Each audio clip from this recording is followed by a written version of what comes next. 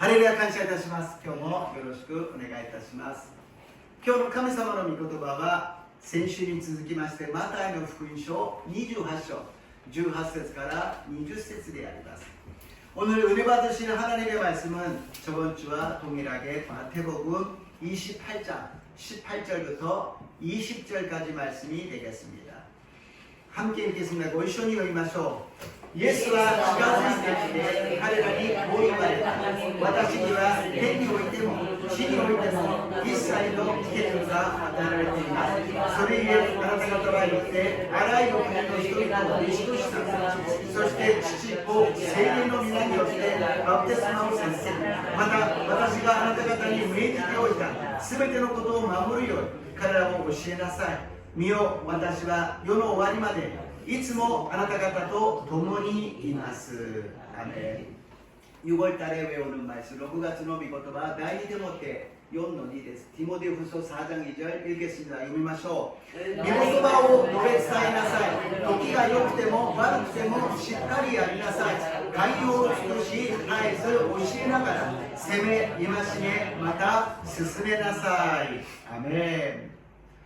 マタイの福音書をもちまして行って弟子としなさいという題で恵みを分かち合いたいと思います。마태복음 말씀을 가지고 가서 제자 삼으라라는 제목으로 은혜를 나누고자 합니다.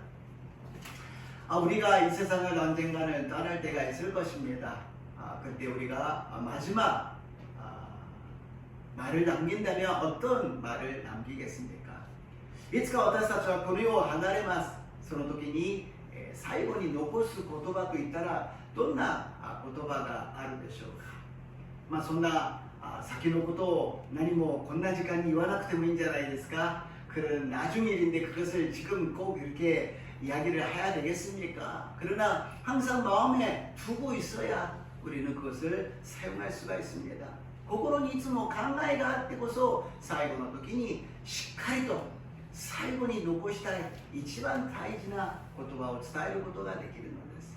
今日の本文はイエス様が天に召される前、これを離れる前に最後に残された言葉なのです。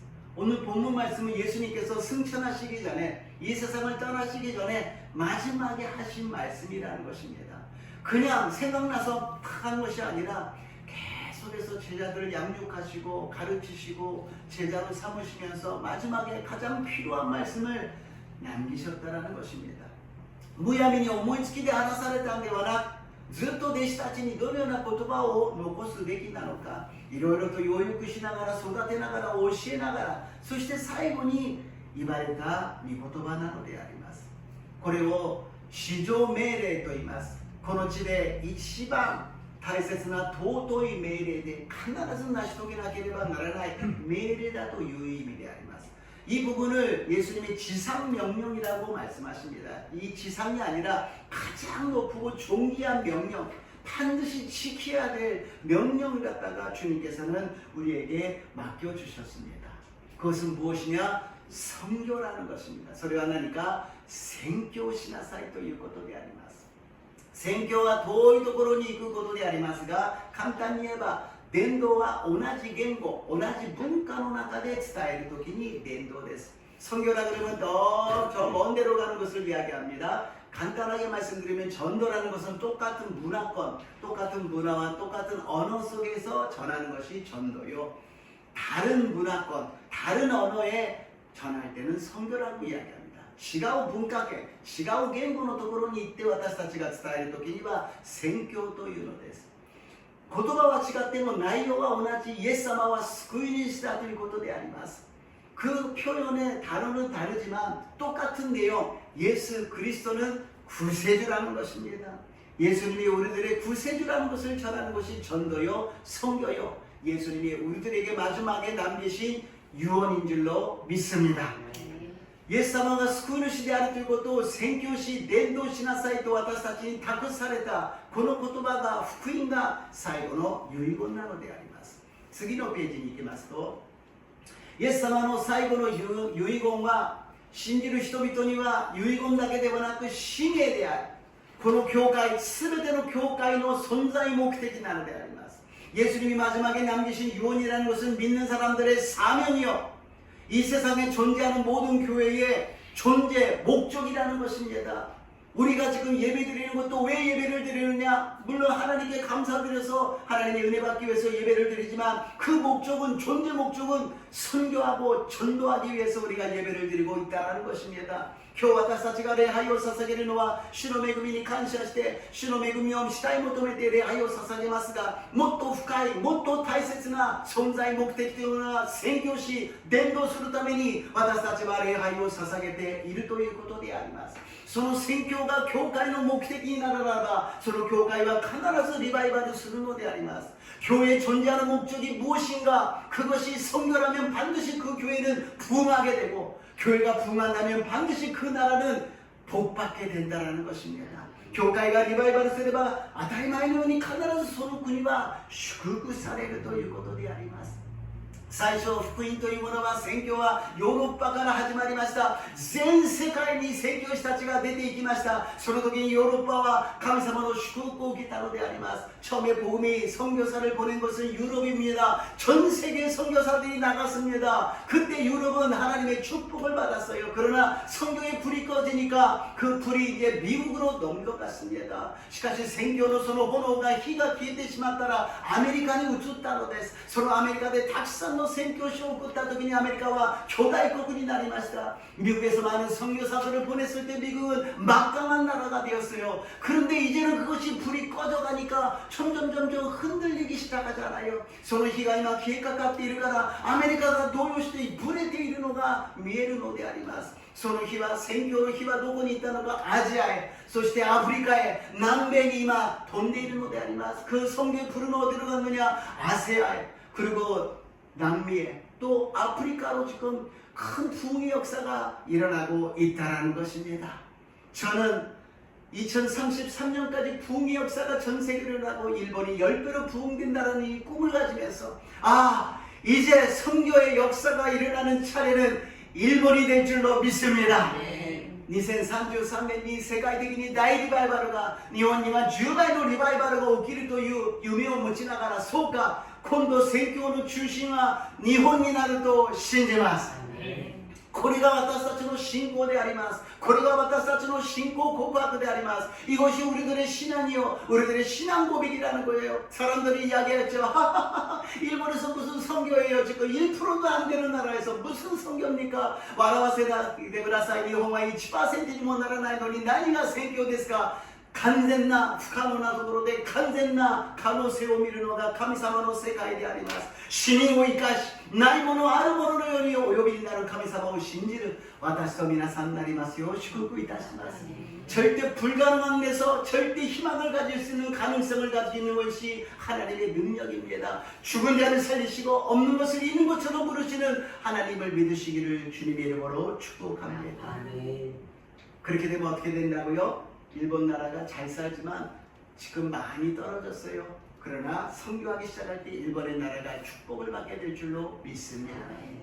そのようにリバイバルし宣教するときに日本の国は豊かですが、しかし最近少しその順番が下がっているようであります。宣教するときに神様の祝福が、誠の祝福が、霊的な祝福が望むようになると信じます。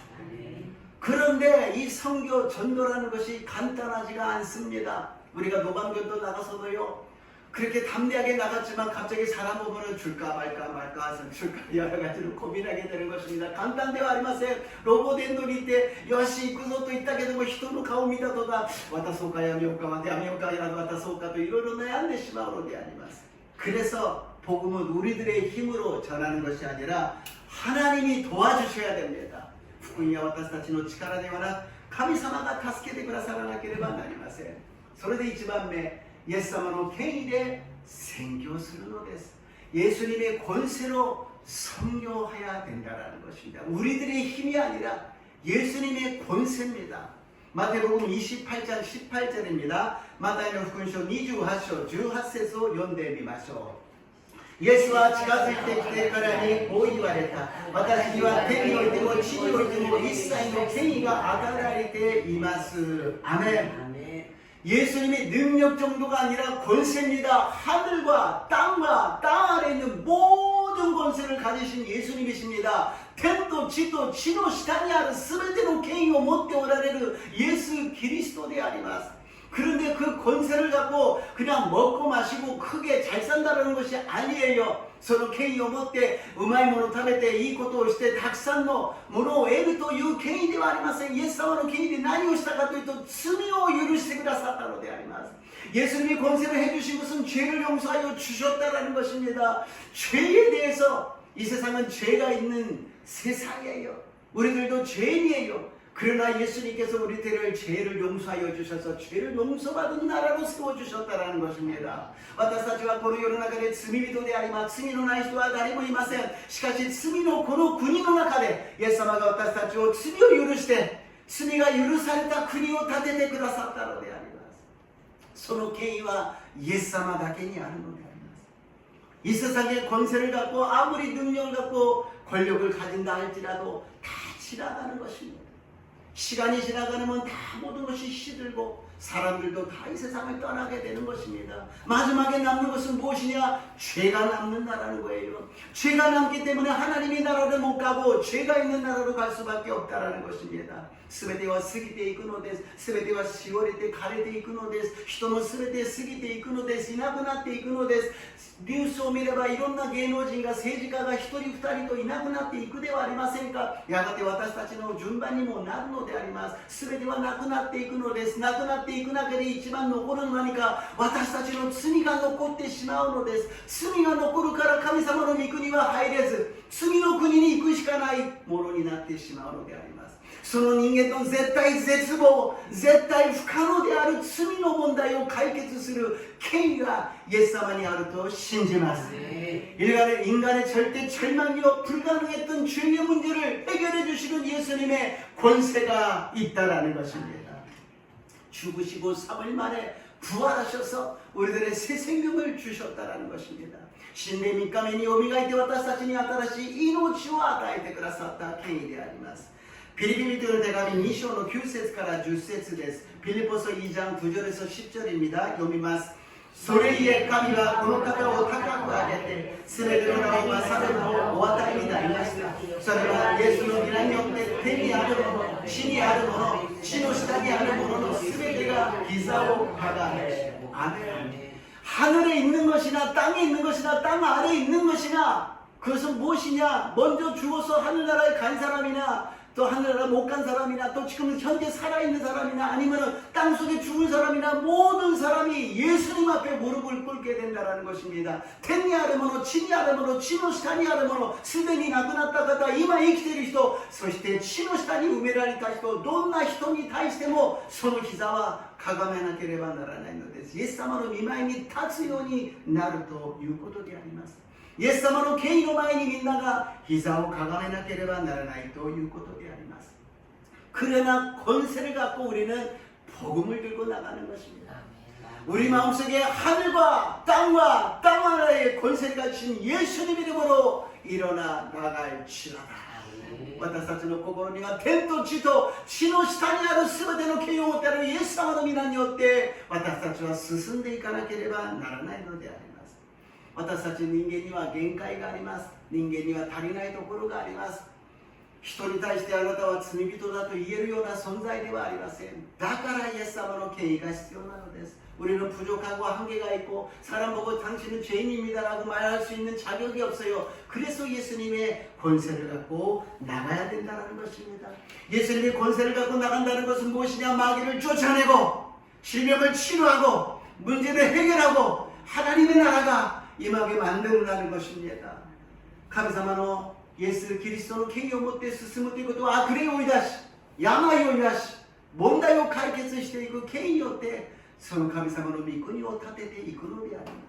神の国とその義とまず第一に求めなさい。神の国を宣言するのです。イエス様の権威によって宣言するのです。 먼저 그의 나라가 그 일을 구하라고 말씀하셨습니다. 예수님의 권세를 갖고 그 나라를 선포하는 것입니다. 예수님의 복음을 전파할 때 하나님의 나라가 임할 줄로 믿습니다. イエス様の福音を述べ伝えるときに神の国がその場所に臨むのであります。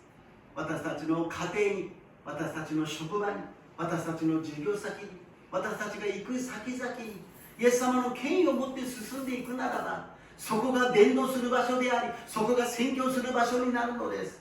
必ず人に伝えるだけではなく、私たちがイエス様の権威を持っていくときに、その場所が神の国になると信じます。우리들의 가정이나 우리들의 직장이나 우리들의 사업장이나 우리가 예수님의 권세를 갖고 가면 그곳이 하나님의 나라가 되는 것입니다. 꼭 예수님을 믿으라고 전하는 것뿐만이 아니라 권세를 갖고 갈 때 하나님의 나라가 임하게 될 줄로 믿습니다. 사도행전 1장 8절입니다. 시도나타라키 이쇼노 하세츠 데스. 읽겠습니다. 여기 마셔. しかし聖霊があなた方の上に臨まれたとき、あなた方は力を受けます。そしてエルサレム、ユダヤとサマリアの全土および地の果てにまで私の証人となります。아멘. 복음을 전할 수 있으면 가장 좋지만 우리가 가장 작은 일이지만 크게 역사할 수 있는 복음 전도가 있다는 것입니다. 예루살렘과 온 유다와 사마리아와 땅끝까지라는 것이 무엇입니까? 복음을 갖고 성령 충만해서 우리가 가정에서 직장에서 사업에서 어디 가든지 예수님의 증인, 나는 예수님을 믿는 사람이요 구원받은 사람이요 하나님의 나라의 사람입니다라는 권세를 갖고 갈 때 복음이 증거될 줄로 믿습니다. 모처럼 私たちが福音を大胆に宣言して伝えることができるならば一番いいのかもしれませんが、しかしイエス様の権威を持って私たちがエルサレムとユダヤとサマリアの全土および地の果てまで私たちの家庭と職場と事業とどこ行ってでもイエス様の福音の証人ならば、私はクリスチャンですと、私は救われましたと、私の国は、私の天国は私の国籍ですと告白するならば、その場所がすでに神の国が望んでいると信じます。항상 우리는 예수님의 권세를 가지시고 무엇을 하든지 먹든지 마시든지 예수님의 권세로 영광 돌리시기를 주님 이름으로 축복합니다. 何をしても食べるにも飲むにも何をするにもイエス様の権威をもって神様の栄光を表しますよう祝福いたします。2番目にあらゆる国の人々を弟子としなさい。두 번째로 모든 민족을 제자로 삼으라. 마태복음 28장 19절입니다. 마타이 28章の19節であります。読みましょう。それゆえあなた方は行ってあらゆる国の人々を弟子としなさい。そして父子聖霊の皆によってバプテスマを授け。아멘. 우리가 그냥 전도하고 그리고 끝나는 것이 아니라 제자로 삼으라고 이야기합니다. ただ私たちは福音を伝えて終わるのではなく弟子としなさいと言っているのであります。弟子を作りなさいと言っているのです。一番ここで問題なのは私の弟子ではありません。皆さんの弟子を作るんではありません。イエス様の弟子を作るのであります。중요한 것은 무엇이냐? 내 제자를 만드는 것이 아니라 예수님의 제자를 만들어야 된다는 것입니다. 자주 목사님들이 말씀하시는 것은 교회 신자는 많은데 제자는 별로 없다는 것입니다. 多くの先生たちが、牧師先生たちが言われるのは、教会はたくさんいるし、クリスチャンもいるんだけど、弟子は少ないということであります。우리들의 스승은 누구십니까? 예수님이십니다. 私たちの師匠はイエス様であります。弟子というものは、自分の師匠が朝から夜までずっと一緒に過ごしながら覚えていくのです。どのように考えをして、どのように準備をして、どのように接して、どのように行っていくのかを全部見てそれを学ぶのです。제자라는 것은 스승이 아침부터 저녁까지 어떻게 생각하고 어떻게 준비하고 무엇을 하는지 똑바로 보고 똑같이 그것을 이어나가는 거예요. 우리가 예수님의 제자라 그러는데 정말 우리가 예수님께 너는 나의 제자라고 인정을 받고 있는지 확인해 봐야 됩니다. 私たちはイエス様の弟子だと自分たちは私たちはある程度思っているかもしれません。でもイエス様が私たちをあなたは私の弟子だと本当に言ってくださるか認めてくださるか考えてみなければなりません。 어떤 유명한 스승 밑에서 10년 동안 열심히 제자의 훈련을 받았어요. 아주 유명한師匠の下で10年間弟子の訓練を受けました。そして弟子の訓練が終わって独立して出ていくときにその弟子はやっと何々先生の弟子として私も一人前になった。 독립하에서 나갈 때 그 제자는 이제 누구누구 선생님의 이제 제자로서 이제 독립하는구나 그랬을 때 스승이 이야기했답니다. 절대로 나가서 내 제자라고 이야기하지 말라고. その師匠の先生が弟子にお願いしたそうです。外に行って絶対私の弟子だと言わないでくれと言ったそうであります。 우리는 어떤가요? 예수님을 보고 듣고 똑같이 행하고 있으며 다른 사람이 우리를 보고 예수님을 만나는 것입니다. 다른 사람이 우리를 보고 복음을 듣는 것입니다. 다른 사람이 우리를 보고 천국이 임하는 것입니다. 私たちがイエス様と同じように似ていて心構えを持っているならば、私たちを通して福音が伝え、私たちを通してイエス様を見ることができるし、私たちを通して神の御国を体験することができるのであります。私たちの師匠はイエス様であります。私たちは死んでも死ななくてもイエス様についていくものであります。 우리는 죽으나 살아 예수님을 따라가는 사람 아니겠습니까? 그렇다면 예수님만 보여야 돼요. 다른 것이 보이면 안 됩니다. 사람이 보여서는 안 돼요. 세상이 보여서는 안 돼요. 정치가 보여서는 안 돼요. 경제가 보여서는 안 돼요. 오직 우리들의 길이요 진리요 생명이신 예수님만 바라보시기를 주님 이름으로 축복합니다. 私たちの師匠は私たちはイエス様の弟子であります。だから私たちは人が見えてはなりません。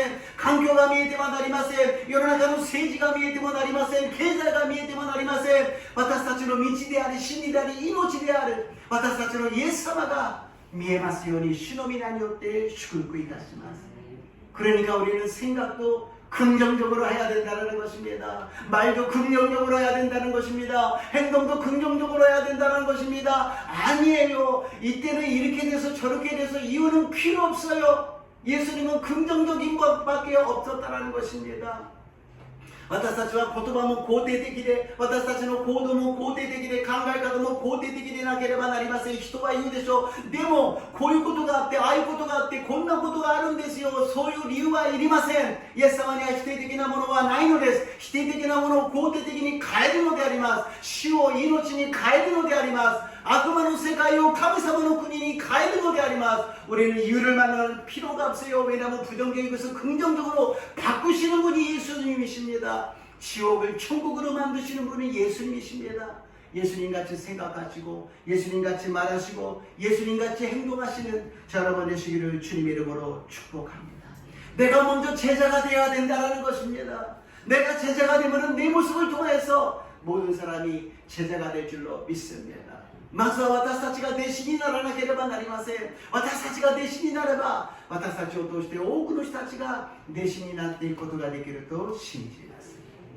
성경에는 예수님의 제자가 되는 법이 기록되어 있습니다. 세션이와 예수님의 弟子になる方法が書いてあるのです。どのように暮らすべきなのか、どのようにしていくべきなのか、어떻게 생각하고 어떻게 나가야 되는지 성경에 기록되어 있습니다. 우리는 성경을 읽어야 돼요. 私たちは聖書を読まなければなりません。聖書は難しいでしょう、分厚いでしょう、嫌でしょう。でも読まなければなりません。 성경은 두껍고 읽기 힘들고 금세 졸리게 됩니다. 그래도 읽어야 된다는 것입니다. 왜 졸리는지 압니까? 왜 읽기 싫은지 압니까? 마귀가 장난치고 마귀가 막고 있다는 거예요. 절대로 성경을 읽지 말라. 절대로 예수님을 닮아가지 말라. 절대로 예수님의 제자 되지 말라. 너는 내 것이라고, 너는 내 것이라고 하나님이 그러는 것이 아니라 마귀가 우리들을 부르고 있다는 것입니다. 그때 예수님의 권세로 마귀가 따라갈지어다. 나는 예수님의 제자가 된다. 그러고서는 믿음으로 읽으실 때 성령님이 도와주셔서 성령님의 조명을 통하여서 깨닫게 되고 이해가 되고 은혜가 되고 실행이 될 줄로 믿습니다. 악마가 私たちを邪魔しているから読めないのです。眠くなるのです。悪魔がいいのです。読むな。絶対読むな。イエスの弟子になるな。イエス様に似てはいけない。お前は私のもの。お前は私のものだと神様が言っているのではなく、悪魔が私たちを邪魔し、私たちを支配しようとしているのであります。聖書を読まなければなりません。どんなことがあっても読まなければなりません。一日一行でも読まなければなりません。読むときに霊的な力が与えられると信じます。 성경을 읽을 때 기적이 일어납니다. 성경을 읽을 때 우리가 제자가 될 수 있다는 것입니다. 시간을 내서 식사하기 전에 내가 성경을 읽지 않으면 식사 안 한다라는 다짐을 하시고 읽으면 반드시 읽게 될 줄로 믿습니다. 聖書を読まない限り私は食事をしないなんてですね、決心すれば必ず読むようになります。でも本当に聖書を読めば霊的に目を覚ますことができるのです。 영적으로 깨어 있을 수가 있다는 것입니다. 마태복음 28장 20절입니다. 마타이의福音書28章の20節であります。読みましょう。私があなた方に命じておいたすべてのことを守るように彼らを教えなさい。いや、私は世の終わりまでいつもあなた方と共にいます。アーメン。あなた方に命じておいたすべてのことを守るように彼らを教えなさい。教えるためにはまず自分が知らなければなりません。모든 것을 가르쳐 지키게 하라. 가르치기 위해서는 먼저 내가 자기가 알아야 된다는 것입니다. 캄캄한 데서 아무것도 안 보이죠. 불을 켜면은 뭐가 있는지 압니다. 성령님은 우리들의 조명이라고 이야기해요. 영적으로 우리가 캄캄하게 아무것도 모르지만 성령님이 도와주실 때 전깃불이 켜진 것처럼 성경을 읽을 때 이해가 되고 은혜가 되고 하나님의 기적이 일어날 줄로 믿습니다. 真っ暗なところで何も見えません。電気をつけると全てが見えるように。聖書を読むときに私たち自分の力で読もうとしたら全く分かりません。でも聖霊様が証明によって私たちに明かしてくださるときに電気をつけたように霊的に分かるようになり、理解でき、恵みになり、神様の奇跡が起きると信じます。3番目にイエス様と共に歩む。세 번째로 예수님과 동행하라고 말씀하십니다. 마태복음 28장 20절입니다. 20節もう一回読んでみましょう。また私があなた方に命じておいたすべてのことを守るように彼らを教えなさい。見よ、私は世の終わりまでいつもあなた方と共にいます。예수님이 약속하셨어요. 세상 끝나는 날까지 내가 너와 함께 있으리라. イエス様が約束してくださいました。いつもあなた方と共にいますと言われたのです。私たちが忘れてしまうんです。苦しい時だけイエス様、イエス様助けてください、イエス様どこにいるんですかと私たちが言ってるけど、イエス様は言われます。私はいつもあなたと共にいるよ。 우리는 예수님을 잃어버리고 힘들 때 어려울 때 예수님 어디 계십니까? 날 도와주세요. 예수님 그럽니다. 예수님 말씀하세요. 나는 항상 너와 함께 있다고 말씀하십니다. 우리가 잊고 있다라는 거예요. 가정에 있을 때나 직장에 있을 때나 버스를 탈 때나 절차를 탈 때나 언제든지 예수님을 인정해야 되는 것입니다. 私たちが忘れてしまうのです。家庭にいる時にも寝る時にも仕事をしている時にも歩いている時にもイエス様が共におられることを私たちは忘れてしまうのであります。 예수님이 부활하셨는데 제자들은 성령을 받지 않으니까 다 자기 옛날 생활로 돌아갔어요. イエス様が復活して現れましたけど、弟子たちは聖霊を受けていなかったので自分たちの古い生活に戻ってしまいました。イエス様がいないんですよ。結局は 예수님이 안 계시는 거랑 똑같은 거예요. 성령이 충만하지 않는다는 것은 예수님이 영이십니다. 예수님이 영이시니까 어디 가든지 예수님이 함께 계실 수 있다는 거예요. 聖霊様はイエス様の霊でありますから、聖霊が満たされるということはイエス様がおられるということです。でも聖霊が充満でないということはイエス様がいらっしゃらない。だから弟子たちは昔の漁師の魚を取りに戻って船で網を下ろしました。 제자들은 옛날 생활로 돌아가서 그물을 던지면서 물고기를 잡으려고 그랬어요. 그래도 옛날에는 제법 잘 되던 그런 어부의 생활이 안 되는 거예요. 아무리 밤새도록 그물을 던져도 한 마리도 잡히지 않습니다. それでも昔はそれなりに生計ができたぐらいの漁師でありますから、経験豊かな漁師でありますから、少しは取れるだろうと思ったけども、夜通し網を下ろしても何も取れなかったのであります。結局その船は空っぽであります。 결국에는 그 배는 빈배라는 것입니다. 아무것도 거기에 얻을 수 없는 빈배라는 것입니다. 何も得ることのできない空っぽの船に過ぎなかったのであります。 その時にヨハネの福音書21章の5節6節です。 요한복음 21장 5절 6절을 읽겠습니다. 読みましょう。 イエスは彼に言われた。子供たちを食べるものがありませんね。彼は答えた。はい、ありません。イエスは彼に言われた。 船の右側に網を下ろしなさい。そうすれば取れます。そこで彼は網を下ろした。するとおびただしい法のために網を引き上げることができなかった。アメン。 예수님이 나타나셔서 오른쪽으로 그물을 내리라고 말씀하셨어요. 그 말씀에 순종했더니 어떤 일이 일어났어요? 그물이 찢어지도록 꽉 차서 얻을 수 있었다는 것입니다. イエス様が現れて、イエス様が網を右側に投げなさいと言われて、その通りにしたら網が破れそうにいっぱいになったということであります。예수님이 안 계시면 우리들은 빈배로서 살 수밖에 없어요. 예수様がいらっしゃらなければ私たちは空っぽの船で生きていくしかありません。裸で生まれてきた私たちは裸のままでこの世を離れなければなりません。 아무것도 안 갖고 벌거벗고 태어난 우리들은 벌거벗고 이 세상을 떠날 수밖에 없어요. 그러나 예수님이 계신다면 모든 것이 채워질 줄로 믿습니다. しかし 예수様がいらっしゃれば全てが満たされる船になると信じます. 우리들은 항상 비어있잖아요. 마음이 비어있고 경제적으로 비어있고 무엇을 가져도 만족하지 못하는 마음을 갖고 있을 것입니다. 私たちはいつも空いているじゃないですか。心が空っぽだったり、何かいくら買っても持っても満足ができない空っぽな心を持っているではありませんか。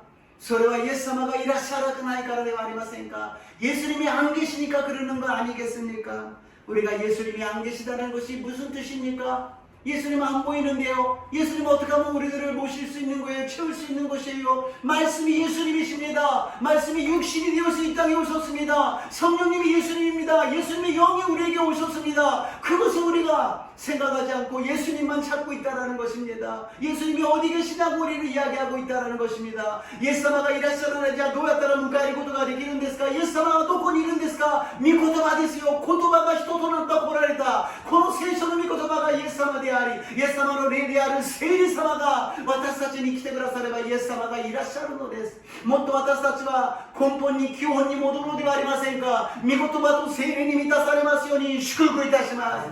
우리는 근본으로 돌아가야 됩니다. 기본으로 돌아가야 합니다. 말씀으로 충만하고 성령으로 충만할 때 예수님이 충만하여서 우리들의 빈배가 가득 채워질 줄로 믿습니다. 御言葉に満たされ聖霊に満たされる時に空っぽだった私たちの船がいっぱいに満たされると信じます。これが弟子としなさいということです。難しいことを言っているのではなく幸せに人間が人間として神様が創造したその姿に戻りなさい。 어려운 일을 제자 삼으라는 것이 아닙니다. 하나님을 믿고 하나님이 만드신 그 모습으로 원래의 모습대로 모든 것이 부족함이 없는 삶을 살으라고 말씀하십니다. 결론입니다. 마가복음 16장 15절 16절結論です. 마르코의福音書 16章 15節 16節です. ご一緒に読みましょう。읽겠습니다. それからイエスは彼にこう言われた。全世界に出て行き、すべての作られたものに福音を述べ伝えなさい。真理でバプテスマを受ける者は救われます。しかし信じない者は罪に定められます。アメン。すべての作られたものに福音を述べ伝えなさい。全世界に出て行って伝えなさい。온 천하에 다니면서 모든 만민에게 복음을 전하라고 말씀하십니다. 우리가 세계로 안 가도